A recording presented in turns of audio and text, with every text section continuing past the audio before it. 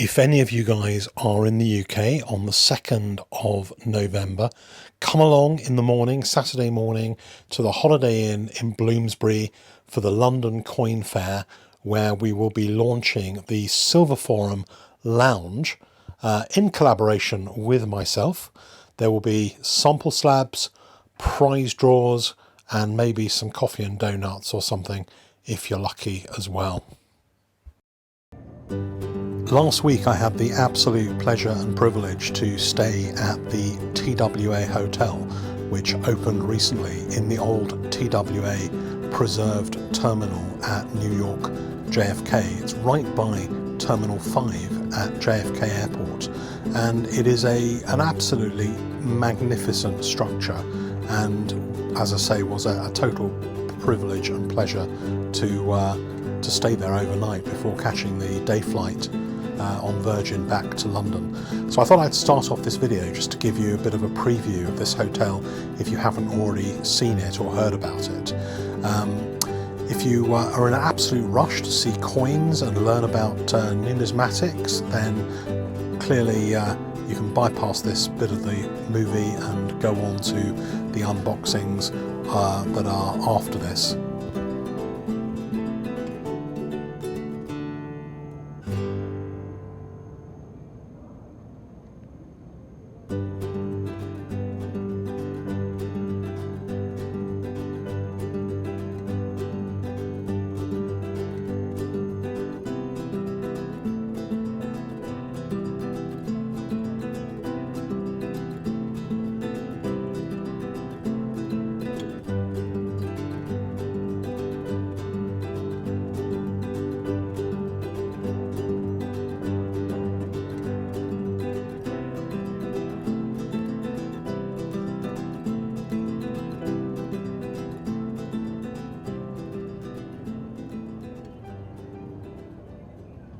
It's October, it's the Coin Connection, one of the very few dealers to care about quality and modern coins, and the code for this month is Thomas. Yep, it's Thomas.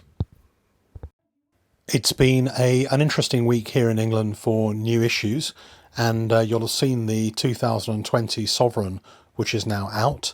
It has a George III crest as its privy by the date.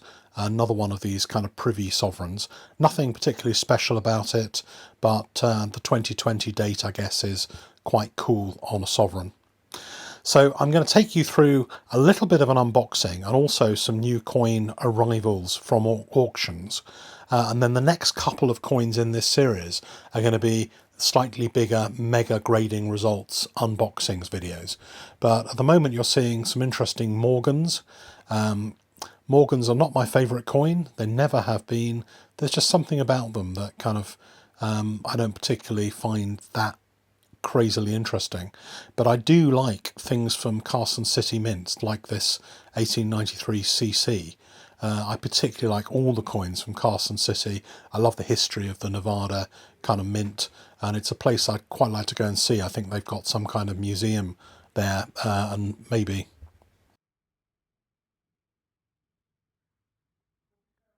someday I'll have the pleasure to go and visit. Morgans, quite a few people are grading Morgans. I would say watch out a little bit for them, because some of the cheaper Morgans may not be worth grading. Maybe better to buy them already graded by one of the big companies. So here we have a Great British penny. Love this coin, really, really nice. Clearly the owner of it knew that it was a details coin when he sent it in for grading. It had a spot removal at the front, but it's still a very beautiful coin. The O mint mark here is for New Orleans. 64 is pretty good. The problem with all these coins is there have been so many tens of thousands of Morgan dollars graded by the big grading companies that it's almost always better to go and find ones that that make sense for you. Another British coin, 1800. Really, really nice little coin. This is a Maundy penny. I do gather that the owner of this coin had a little bet on. The person, I think, who sold him the coin said it would probably get a 64. and it was actually given an AU58 by NGC, which is probably about right looking at the coin. I don't know what you guys think. Has this been overgraded or undergraded? Is an AU58 fair for that little Maundy penny? It's another coin, 1787. Really, really nice. I particularly love this era of coins. Whenever I see auctions, I'm always much more attracted to the coins from, say, George III up to the end of Victoria. I almost think of that as a kind of golden age, and I like, at this particular part of minting history, they were able to produce really nice quality coins with really interesting technology, and it obviously got better just a few years after this with things like the Soho Mint. 1894, 2 shillings. A lot of people collect these. These are, I'm seeing more and more of these kind of coins. They're looking for the very best Victorian coins, the very clearest Victorian coins. You can pick up bullion versions of these coins for just a couple of pounds, but the very best of these are becoming more and more sought after, and I think are going to be a coin category that does pretty well some stage in future. Here's a 1947 sixpence from the Regal collection. Mr. Regal Stacker must have had his own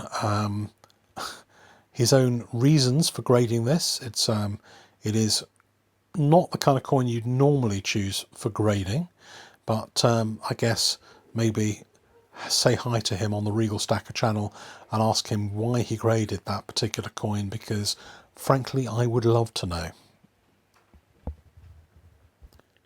So we're going to finish up today's video with a package that came to me over in the States, which are 2 coins that I bought at auction I think it was in New York, but I asked them to keep the coins for a few weeks until I was in the States so that I could take delivery of them. I don't often buy raw coins at auction, but these 2 coins caught my eye and I bid for them, and so it's going to be interesting to see whether they're really up to scratch, whether they've got any problems. It's sometimes suspicious when kind of more expensive coins get sold without being graded, but there's quite a few auction houses, thankfully, that specialise in selling ungraded coins, as well as all the ones that specialise in only graded coins, like pretty much Heritage. So these coins came from CNG, the auction group, and they were in one of their mainline auctions. I bid for them online, and as I said before, I look for coins generally in this particular era. This one is particularly interesting. It's a, as it says, George III, so it's 1797, and it's a halfpenny, which is like a pattern halfpenny proof, and there were lots of different varieties of this coin at the time over many, many years. This one is what's known as a restrike issue, where this guy Taylor kind of used the dies that had been used earlier and produced these restrike versions. For a number of years, restrikes were thought to be below contempt, and if you look in the preface of, I think, the Montague book on copper coins, there's a whole thing about everybody, all the collectors at the time, being up in arms about the restrikes that were around. But now, many, many, many years later, the restrikes are just as highly desirable as the originals. And please do not hesitate if it says restrike for one of these coins in buying one, because they are really, really important historical items. And I think this one is looking to be really good. I don't know, what would you say this would grade at? My guess is maybe a 63 or a 64 is likely. Don't think it's going to get a 65 with a couple of marks on the fields, but 63 or 64 hopefully is my guess for grading on that coin. Very, very nice coin. Very pleased with that. The other coin, this tiny little coin, is incredibly unusual and very, very rare. It's a quarter farthing. So a farthing is a quarter of penny. So it's a quarter of a penny. These were never used in England, never used in Great Britain. They were used, these particular ones were used, I think, in Ceylon. And then there were other ones that were used in Malta. But they are proof coins dated 1868. There were no non-proof coins minted in 1868. And these are particularly distinctive in this, to the extent that they are minted in cupronickel as opposed to copper. And they are much, much rarer than the copper proofs of this particular date. And I was very, very privileged to be able to buy this coin. Tiny little coin, very, very special, really nice condition. Be interesting to see what it grades at. And there's only a handful of these coins known in the world. So it's an extremely rare coin, as well as being a very beautiful and unusual little coin.